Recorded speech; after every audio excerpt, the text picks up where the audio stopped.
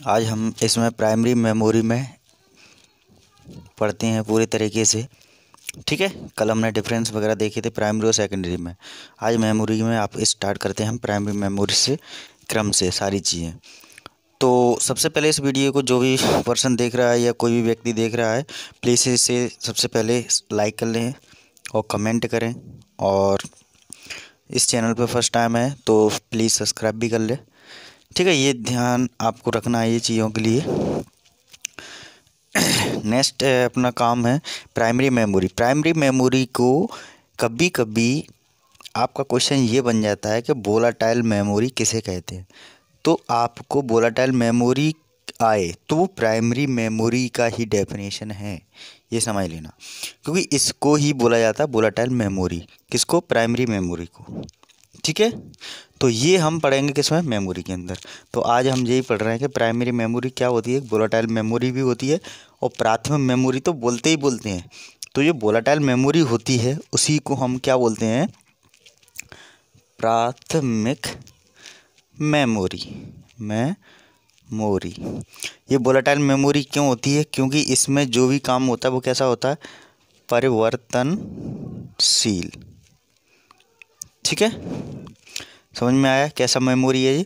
एक प्राथमिक मेमोरी है, वोलेटाइल मेमोरी है, और इसी को बोलते हैं प्राइमरी मेमोरी। ठीक है, ये सब होने की बावजूद उसे बोला जाता है क्या? Primary memory. Primary memory. ठीक है, तो इस तरीके से मेमोरी का डेफिनेशन क्लियर हो गया। इसमें जो डेटा स्टोर होता है वो कैसा होता है? एकदम परमानेंटली स्टोर नहीं कर सकते। इसमें टेम्परेरी बेस होता है ओनली। कैसा होता है इसमें? Temporary base. क्या? परमानेंटली स्टोर नहीं कर सकते। वोलेटाइल मेमोरी और प्राइमरी मेमोरी और प्राथमिक मेमोरी में यही चीज़ होती है कि हम किसी भी डेटा को इसके अंदर परमानेंट डेटा में सेव नहीं कर सकते। ये कल भी हमने भी पढ़ा था। ठीक है, इसमें एक चीज़ और ऐड कर लें कि जो डेटा है ये है मेमोरी माँ लिखा है, ये है मेमोरी डेटा को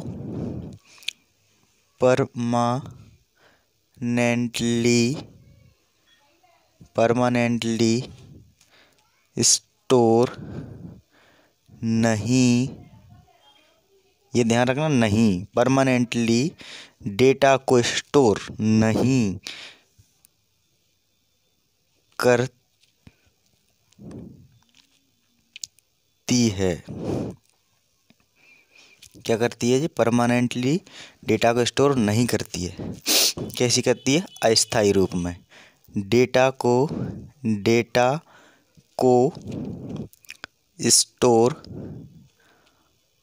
अस्थायी रूप में स्टोर करती है। ठीक है, तो ये थी हमारी प्राइमरी मेमोरी। बहुत सिंपल मेमोरी है। तो ये हमारी हो गई प्राइमरी मेमोरी। अब प्राइमरी मेमोरी के अंदर ही कुछ पार्ट्स आते हैं, तो उनको भी आज पढ़ लेते हैं कि कैसे कैसे इसके अंदर कितने प्रकार होते हैं प्राइमरी मेमोरी के अंदर। तो एक एक करके इसको देखते हैं कि इसमें क्या क्या होता है। सबसे पहले यहाँ पे हम देखेंगे प्राइमरी मेमोरी के प्रकार। ठीक है, तो यहाँ लिख लेते हैं कि हेडिंग बना के छोटा सा पॉइंट, प्राइमरी मेमोरी। ठीक है, इसके प्रकार सबसे पहले ये होता है RAM, रैम। दूसरा होता है रोम। ठीक है, अब ये आपका फर्स्ट हो गया, ये सेकंड हो गया। तो हम यहाँ पे लिख लेते हैं फर्स्ट मेमोरी कौन सी? RAM, RAM primary memory. ठीक है, तो फर्स्ट जो प्राइमरी मेमोरी है वो कैसी है? रैम। रैम को हम अपनी भाषा में बोलें तो इसका फुल फॉर्म निकाल लो, तुरंत इसकी डेफिनेशन बन जाएगी रैम की। तो हम निकालते हैं इसका आर से रैंडम। कोई भी काम होगा रैंडमली होगा। कैसा होगा? रैंडमली, मतलब डायरेक्टली कोई भी काम कर सकते हैं हम। ए से एक्सेस, ठीक है। एम से मेमोरी, सबको पता है। ये हो गया रैंडम एक्सेस मेमोरी। तो इसी को हम बोलते हैं क्या? रैम। ये हमारी ऐसी डेटा रहती है जो अस्थायी रूप से तो प्रोग्राम को रखती है, बट ये वोलेटाइल मेमोरी भी होती है। अब इसका मेन मुद्दा क्या होता है वो समझ लीजिए। रैंडम का, रैंडम जो मेमोरी होती है रैंडमली मतलब होता है इसकी प्रोसेस डायरेक्टली चलती है किसी भी चीज़ को एक्सेस करने के लिए। रैंडम मीन्स होता है जैसे हमारा कोई सॉन्ग चल रहा है, तो आजकल रिमोट आता है, एक रिमोट आता है, तो जैसे हमने किसी भी नंबर को पुट किया उसी नंबर का सॉन्ग यहाँ पे चलने लगेगा। ये हमारा रैंडमली एक्सेस मेमोरी हो रही है, ठीक है। मान के चलो कोई हम टीवी पे चैनल चला रहे हैं, तो चैनल के लिए हमने रिमोट लगाया, जौन सा नंबर का चैनल को हमने कन्वर्ट किया तो तुरंत हमारा वो मेमोरी के अंदर, टीवी के अंदर चैनल चलने लगेगा। दैट इज कॉल्ड, क्या कहलाता है? Random access memory. पहले जो मेमोरी चलती थी वो डायरेक्टली काम नहीं होते थे। जैसे मान के चलो एक सीडी है, तो ये हमारी पहले सीडी चलती थी ऐसी वाली जो कैसेट टाइप में आती थी, वो चल रही बहुत टाइम लग रहा है। अब हमारा क्या है, यहाँ पे हमने रिमोट रख दिया, तुरंत जैसे ही हमने डीवीडी और सीडी फंसाई, तुरंत हमने कही 5 नंबर का गाना, तो 5 नंबर का सॉन्ग चालू हो गया। तो ये हमारा रैंडम एक्सेस मेमोरी के द्वारा काम कर रहा है। क्लियर हुआ कि नहीं हुआ? बाकी सब वही चीज़ें हैं, वोलेटाइल मेमोरी बोलते हैं इसको भी, ठीक है। प्राइमरी मेमोरी के अंदर आती है, और जो भी आपका डेटा होता है वो अस्थायी रूप में स्टोर होता है। यहाँ पे सारी चीज़ें प्राइमरी से रिलेटेड है, तो सेम प्रोसेस अस्थायी रूप से काम करता है। क्लियर? तो रैंडम मेमोरी से समझ में आता है, रैंडम मतलब होता है कोई भी काम डायरेक्टली कराना।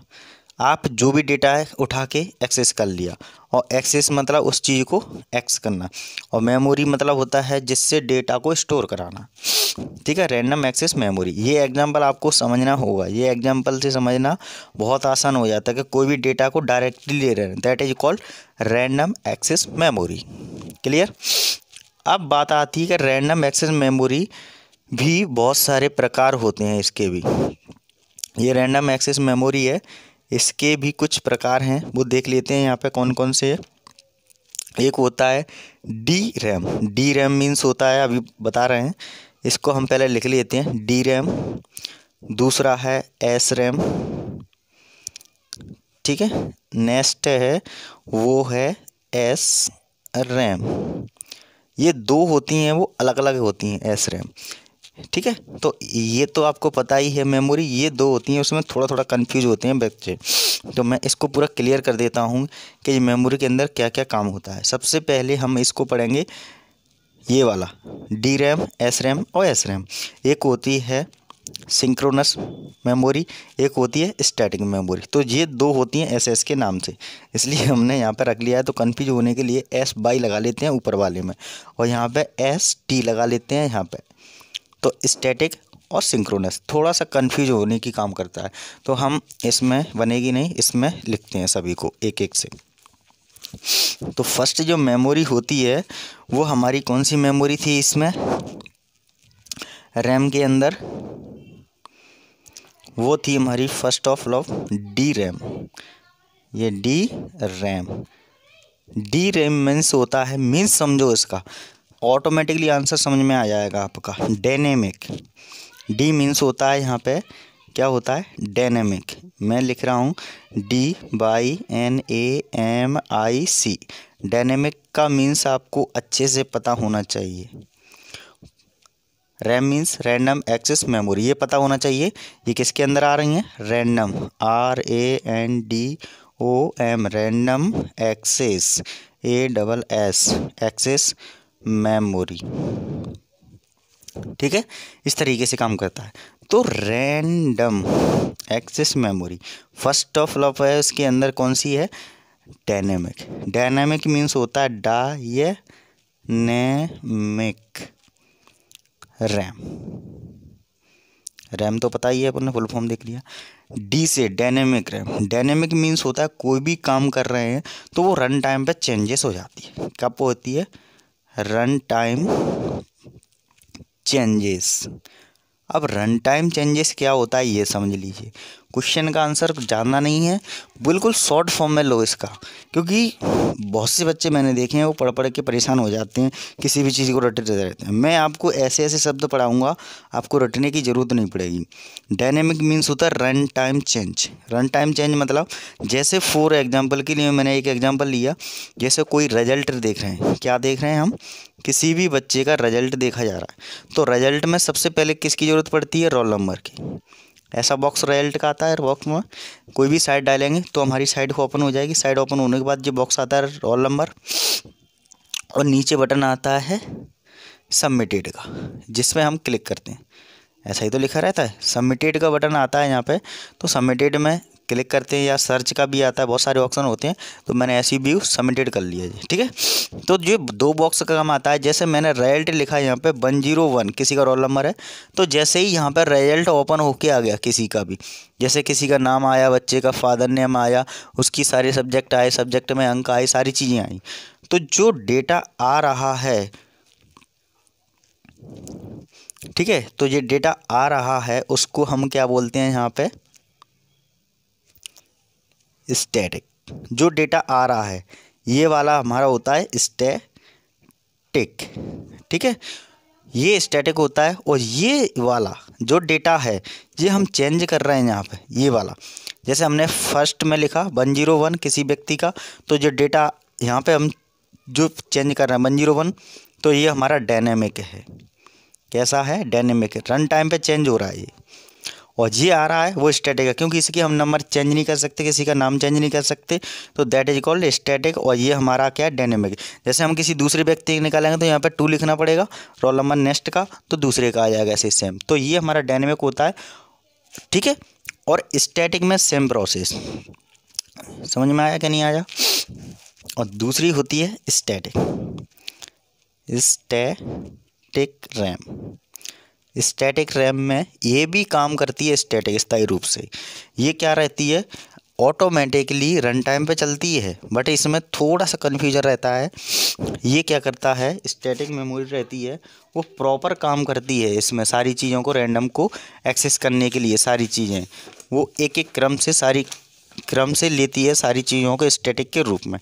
ये इसमें स्टैटिक में कैश मेमोरी प्राप्त होती है, जिससे क्या है ज़्यादा फास्ट काम कर जाती है। तो पहले तो इसका एग्जांपल समझ लेते हैं। जैसे किसी भी रोल नंबर को हम क्या कर रहे हैं यहाँ पे एक्सेस कर रहे हैं, ठीक है। तो यहाँ मैंने 101 डाला, तो किसी का भी यहाँ पे सर्च किया मैंने, और क्लिक करने पर तो ये किसी का रिजल्ट आ गया। तो जो रिजल्ट आ रहा है उसमें हम कोई नो चेंजेस क्या करेंगे? नो चेंजेस रन टाइम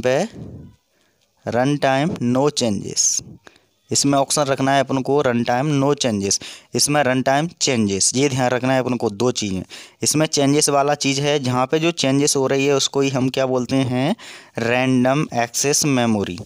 और यहाँ पे जो रिजल्ट आ रहा है, जैसे किसी का नाम आया, फादर नेम आया, उसके सारे सब्जेक्ट आए, तो ये हमारा, इसको हम चेंज नहीं कर सकते, उसको हम क्या बोलते हैं? स्टैटिक मेमोरी, नो चेंजेस, इसमें चेंज नहीं कर सकते, that is called static memory, और that is called D RAM, dynamic RAM. समझ में आया कि नहीं आया? नेक्स्ट होता है, वो होता है 3rd नंबर, जिसको बोलते हैं सिंक्रोनस रैम। सिंक्रोनस, ये आर है, रैम। सिंक्रोनस रैम को हम बोला जाता है, वो देख लीजिए, बहुत सिंपल है ये, सिंक्रोनस, ठीक है। सिंक्रोनस एक ऐसी रैम होती है जो डी रैम होती है ना, उससे थोड़ी फास्ट होती है, ये ज़्यादा तेज होती है, तेज़ी से रिफ्रेश करती है कोई वर्कआउट को, ठीक है। किससे? डी रैम हमने पढ़ा है किससे? रन टाइम से, ठीक है। रन टाइम में चेंजेस हो रही है उसको बोलते हैं हम डी रैम, और रन टाइम में चेंजेस नहीं हो रही है उसको स्टैटिक बोलते हैं। सिंक्रोनस में क्या करती है? डी रैम से ज़्यादा रिफ्रेश होती है, सबसे ज़्यादा। ये काम किस तरीके से करती है? काम में जो CPU का काम होता है, तो वो CPU का काम कैसा कर देती है, क्लॉक के हिसाब से स्पीड चलती है इसकी। जैसे अपना कोई टाइम लगा दिया तो उसके अनुसार, क्लॉक के अनुसार, क्लॉक के साथ में कैसा चलेगी जी, रिफ्रेश का काम करेगी। क्लॉक के साथ में रिफ्रेश करेगी, रिफ्रेश होती है, उसी को हम बोलते हैं सिंक्रोनस रैम। तो ये एस वाला था, 2 पॉइंट, एक स्टैटिक था, एक सिंक्रोनस था और एक रैंडम एक्सेस मेमोरी था। तो ये थे हमारे आज के प्रोग्राम में। रैम पर हमने टॉपिक को डिस्कस किया। सबसे पहले हमने रैम में देखा कि रैम का क्या वो होता है फॉर्म, ठीक है। फिर रैम के कितने प्रकार होते हैं तो हमने एक एक करके देखा। सबसे पहले हमने देखा है वो प्राइमरी मेमोरी से स्टार्ट किया था, क्या प्राइमरी मेमोरी क्या होती है, फिर उसके प्रकार देखे। तो हमने जो टॉपिक पढ़ा है वो रैम पढ़ा है। इसके हमने अभी टॉपिक एक छोड़ दिया है रोम, जो हम नेक्स्ट वाली वीडियो में करेंगे। आज हमने इतना ही किया। रैम के फिर प्रकार देखे, डी रैम, सिंक्रोनस और स्टैटिक। तो हमने इसमें सारी चीज़ें देख ली हैं। रैंडम एक्सेस मेमोरी के अंदर हमने क्या क्या पढ़ा है, डी रैम डायनेमिक मेमोरी, जो आपका रन टाइम में काम करता है, उसको हम डी रैम कहते हैं। स्टैटिक मतलब होता है जो नो चेंज होता है रन टाइम पे, जो रिजल्ट आता है उसको हम क्या बोलते हैं, डी रैम। ये ध्यान रखना है, मैंने एरो इसलिए बना दी है, ये आपको ध्यान रहना चाहिए। और सिंक्रोनस में क्या होता है, सबसे ज़्यादा रिफ्रेश किया जाता है डी रैम से ज़्यादा, और जो आपकी CPU है वो क्लॉक की स्पीड से रिफ्रेश करता है ऑटोमेटिकली ज़्यादा डेटा को। एक जगह से दूसरी जगह, एक जगह से क्या करता है, ये डेटा को स्थानांतरण भी बहुत ज़्यादा कर देता है। जैसे किसी डाटा को एक जगह से स्थानांतरण, एक जगह से क्या करता है, स्थानांतरित, एक जगह से दूसरी जगह स्थानांतरित मतलब भेजता है, कर सकता है, ये सारे काम कर पाता है। तो ये क्या करता है, रिफ्रेश के काम ही करता है। क्योंकि जैसे हम डेटा को भेजते हैं, रिफ्रेश करा, तुरंत आपका ओपनिंग में हो जाता है। जैसे आप कभी भी देख रहे हैं जीमेल पे किसी को सेंड कर रहे हैं और एक रिफ्रेश का वहाँ पे बटन दिया रहता है, ऐसे करके दिया रहता है, कहीं कहीं कुछ ऐसे पॉइंट दिए रहते हैं, आपने देखना कभी भी क्लिक लगे पे, तो उस पर क्लिक कर दिया जाता है, तो आपका डेटा कैसा हो जाता है, रिफ्रेश हो जाता है और तुरंत वो सेंड हो जाता है। बाद में हम उसको चीज़ को देख सकते हैं कि सेंड हुआ है कि नहीं हुआ है, तो हम जा करके उस चीज़ पर देख सकते हैं। ये चीज़ें हमें मिलती हैं कहाँ पर, SRAM। Clear? Okay, thank you very much.